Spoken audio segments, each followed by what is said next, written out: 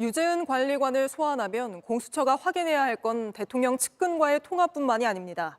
저희 뉴스룸은 군이 최상병 사건을 경찰에 넘기고는 몇 시간 뒤 갑자기 다시 돌려받은 그날 김계환 해병대 사령관의 통화 기록을 입수해 분석했습니다. 그랬더니 당시 대통령실에서 임종득 국가안보실 2차장이 해병대 김계환 사령관에게 전화를 했고 그 뒤 임성근 해병대 1사단장과 국방부 유재은 관리관과의 통화가 이뤄진 걸로 나타났습니다. 특히 이 통화들은 모두 2, 3분 간격으로 톱니바퀴처럼 이어졌습니다. 무슨 긴박한 대화가 필요했던 걸까요? 유선희 기자가 단독 취재했습니다. 군검찰이 법정에 낸 김계환 해병대 사령관의 통화 기록입니다. 해병대 수사단이 경찰로 넘긴 최상병 순직 사건을 군검찰이 회수한 지난해 8월 2일 낮 12시 50분, 상대방이 지워진 누군가에게 전화를 받아 7분 52초 동안 통화했습니다. 임종득 당시 국가안보실 2차장입니다.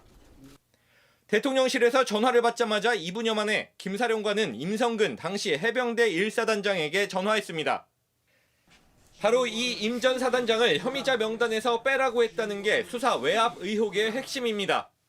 김 사령관이 최상병 순직 사건 수사 결과를 이종섭 당시 국방부 장관에게 보고한 지난해 7월 30일 이후 임 전 사단장과 통화한 건 이때가 처음입니다. 당시까지는 임 전 사단장도 혐의자 명단에 들어있었기 때문에 사건이나 혐의에 대한 대화를 했는지 확인이 필요한 대목입니다.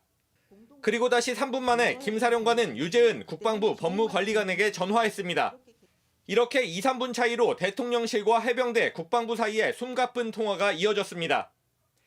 이후 이시원 대통령실 공직기강 비서관이 국방부로 전화한 정황이 나왔는데 국방부는 해병대와 이날 적어도 4차례 통화했습니다. 그 중심에 있는 게 유 법무관리관이었습니다. 지난 총선에 출마해 당선된 임 전 차장에게 당시 통화 내용을 물었지만 수사가 진행되고 있으니 기다려보자고만 했습니다. 임 전 사단장은 질문의 취지는 이해하지만 군인 신분이라 답하기 어려운 상황이라고 답했습니다. JTBC 유선입니다. JTBC 뉴스를 시청해 주셔서 고맙습니다. 저희는 저녁 6시 50분 뉴스룸에서 뵙겠습니다.